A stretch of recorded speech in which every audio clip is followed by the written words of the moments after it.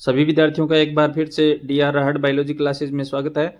आज के इस सेशन में अपन बीएससी के थर्ड सेम के जूलॉजी के पेपर कोर्डेटा एंड इवोल्यूशन से संबंधित महत्वपूर्ण क्वेश्चंस का अवलोकन करने वाले हैं। पहला क्वेश्चन है, प्रतिगामी कायांतरण क्या है? हार्डमानिया में प्रतिगामी कायांतरण को समझाइए।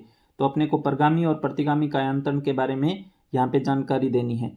दूसरे क्वेश्चन में पूछा गया, हार्डी-विनबर्ग नियम से क्या आशय है? इसके विचलन समझाइए। तो अपने को पता है कि P square plus 2pq plus Q square equal 1, ये हार्डी-विनबर्ग का नियम है, जिसके अनुसार किसी भी बड़ी समष्टि में यदि संगम यादृच्छिक हो तथा जीन उत्परिवर्तन न हो तो समष्टि में जीन की बारंबारता पीढ़ी दर पीढ़ी नियत बनी रहती है। इसमें आपको हार्डी-विनबर्ग को प्रभावित करने वाले कारकों को भी ध्यान में रखना है। क्वेश्चन में पूछा गया है, विंस हृदय क्या है? हृदय उद्विकास का वर्णन कीजिए।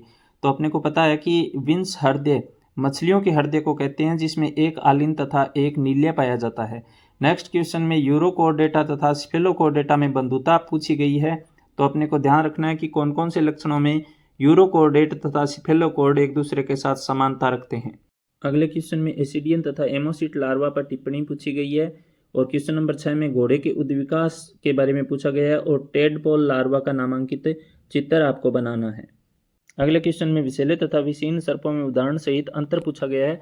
तो अपने को विषैले और विषहीन सर्पों की प्रकृति को ध्यान में रखना है, इनकी विशेषताओं को ध्यान में रखना है और इनके एग्जाम्पल अच्छे से याद रखने हैं, क्योंकि ये बार बार पूछ लिए जाते हैं। जैसे विषैले सर्पों के अंतर्गत आपके वाइपर, रसेला, कैरिनेटा वगैरह आ जाते हैं और पाइथन, हाइड्रोफिस ये अविषैले सर्पों के अंतर्गत आते हैं। नेक्स्ट क्वेश्चन में पक्षियों में उड्डयन अनुकूलन के बारे में पूछा गया है। उड़ने में सहायता प्रदान करने वाले जो लक्षण होते हैं उनके बारे में पूछा गया है। अगले क्वेश्चन में पूछा गया है, कोर्डेटा के मुख्य लक्षण लिखिए। तो अपने को 3 विशेष लक्षणों को ध्यान में रखना है, जैसे पृष्ठीय नलिकाकार तंत्रिका रज्जु का पाया जाना, ग्रसनीय क्लोम दरारों का पाया जाना और नोटोकॉर्ड की उपस्थिति। ये तीनों लक्षण कोर्डेटा के मुख्य लक्षणों के अंतर्गत आते हैं। क्वेश्चन नंबर 10 में पूछा गया है, लेमार्कवाद तथा डार्विनवाद पर टिप्पणी लिखिए। तो लेमार्क का उपार्जित लक्षणों की वसानुगति का सिद्धांत अपने को समझाना है। जिराफ की गर्दन का लंबा होना इसका एग्जाम्पल लेंगे और डार्विनवाद के अंतर्गत अपने प्राकृतिक वर्ण के सिद्धांत का वर्णन करेंगे। अगले क्वेश्चन में अनुकूली विकिरण की परिभाषा पूछी गई है और इसके एग्जाम्पल पूछे गए हैं। तो अपसारी विकास को अनुकूली विकिरण के नाम से जाना जाता है। डार्विन की फिंच इसका प्रमुख एग्जाम्पल हो जाएगा। क्वेश्चन नंबर 12 में मछलियों में जलीय अनुकूलन के बारे में पूछा गया है। अगले क्वेश्चन में पृथक्करण, प्रवासन तथा विभिन्नता की परिभाषाएं पूछी गई है।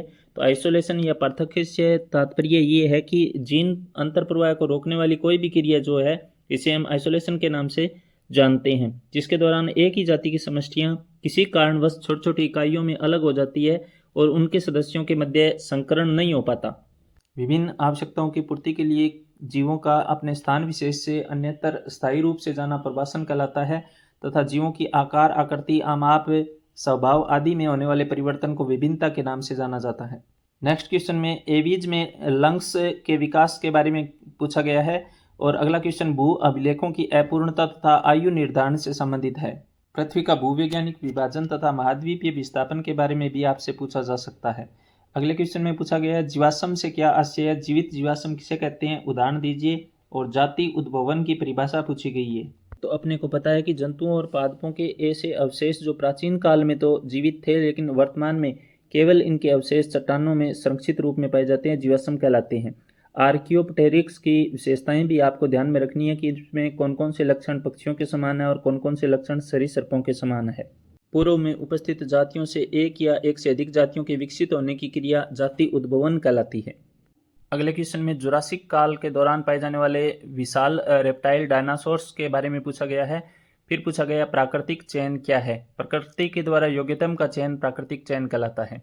अगले क्वेश्चन में जैव उद्विकास के प्रमाण पूछे गए हैं। तो अपने को पता है कि संयोजी कड़ियों, आकारिकी, शारीरिकी, भ्रूणिकी या फिर जीवाश्म विज्ञान से जो प्रमाण दिए जाते हैं जो कि उद्विकास को स्पष्ट करते हैं, इन्हें हम जैव उद्विकास के प्रमाण के नाम से जानते हैं। और अंतिम क्वेश्चन में हेमिकोर्डेटा के प्रमुख लक्षणों के बारे में पूछा गया है। तो ये कोर्डेटा तथा इवोल्यूशन से संबंधित महत्वपूर्ण क्वेश्चन थे जो परीक्षा में आपसे पूछे जा सकते हैं। तमाम विद्यार्थियों को एग्जाम के लिए हार्दिक शुभकामनाएं। धन्यवाद। जय हिंद, जय भारत, वंदे मातरम।